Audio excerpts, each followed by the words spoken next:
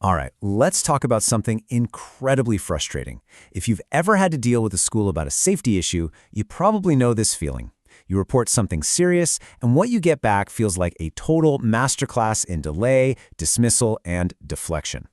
Well, today we're going to pull back the curtain on that exact experience. Ever gotten an email that reads something like this? You've laid out this clear-cut case of harassment or bullying, and the official response just, well, it twists it into something vague, something mutual, something way, way less. Yeah, I'm willing to bet that sounds familiar. For so many families, this is the exact moment a really clear concern just dissolves into this confusing maze. You're left wondering, wait, am I the one who's overreacting here? So, to see how this plays out in the real world, let's actually walk through a real case.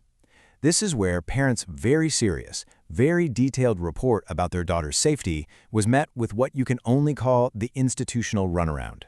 So check this out. It starts on day 1, right? A detailed, serious report. A week goes by, and all the parent gets is that classic line, "Oh, the investigation is ongoing." Then, by week 2, the school has already made up its mind. It was just a misunderstanding, and boom, we consider the matter resolved. So what happens when the harassment continues, just like the parent was afraid it would? The door gets slammed shut. We can't keep reopening closed cases. You see what's happening? This is the system at work, and it's designed to leave parents feeling totally trapped and powerless. Okay, so here's the thing. This sequence of events, it's not just some random incompetence, it's not a mistake. It is absolutely following a script. It's an institutional playbook, and it's designed specifically to avoid accountability. And you know what? That playbook now has a name. It's called the Pattern Taxonomy. It was developed by the Student Advocacy Network Institute. These guys analyzed thousands, literally thousands of cases, and they realized this institutional avoidance stuff is systematic. It's a whole set of predictable behaviors. And what do they do it? Well, it's driven by a desire to limit legal liability, manage their public image, and, honestly, just conserve resources. It turns deflection into standard operating procedure. And this is the absolute core of it all. Once you can name the tactic the school is using, everything changes. Your confusion, which, by the way, is their primary weapon, it just evaporates. And it's replaced by clarity. And with that clarity, that's where you find your power. So how do you actually do it? All right, let's open up the field guide here. We're going to break down some of the most common patterns so you can learn to spot them out in the wild. The full taxonomy actually identifies 12 distinct patterns that these institutions use over and over and over again. We're going to focus on 3 of the most powerful ones right now. First up, we've got definitional downgrading. This is a classic. It's where the school takes a really significant legal term, like sexual harassment, and just relabels it as something fuzzy, like a simple misunderstanding or peer conflict. And the reason they do this is simple, but it's absolutely critical. By downgrading the definition, they downgrade their responsibility. They're basically erasing their legal obligation to investigate and to act. Next up is temporal manipulation, and this one is brilliant in a really frustrating way. It's how time itself gets used as a weapon. All those endless delays, the missed deadlines, that perpetual ongoing investigation, that's not just bad management. No, it's designed to exhaust you. It's designed to make you give up. Because as weeks turn into months, what happens? Evidence disappears, witnesses' memories fade, and your energy just drains away. The goal here is attrition. And then there's narrative inversion, which is, wow, it might be the most insidious of them all. This is the strategic reversal of who the victim and the aggressor are.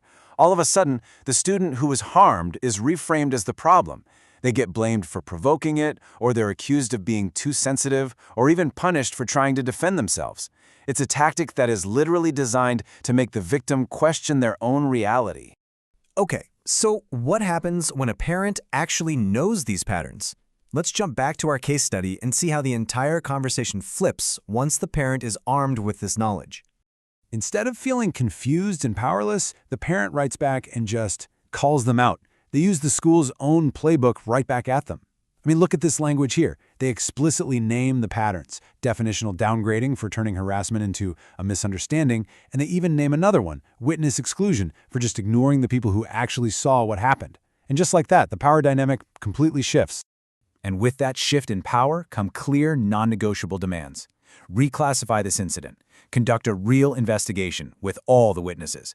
Provide a written report within 5 school days. Implement a safety plan for my daughter. And then the checkmate. tying the school's failure to comply to the legal standard of deliberate indifference. See the difference? This isn't asking for help anymore. This is demanding compliance. And this kind of power, it isn't just for experts or lawyers. It is absolutely accessible to any parent who understands the playbook. It really just boils down to 3 simple, repeatable steps. Okay, here they are. Step 1, recognize the pattern as it's happening. The moment you get that vague email, you ask yourself, okay, which tactic is this? Step 2, name it. In your written response, you call it out directly by name. And step 3, document everything. You create your own log that tracks every single pattern the school uses. Because guess what? Their playbook is about to become your evidence. So here's the bottom line.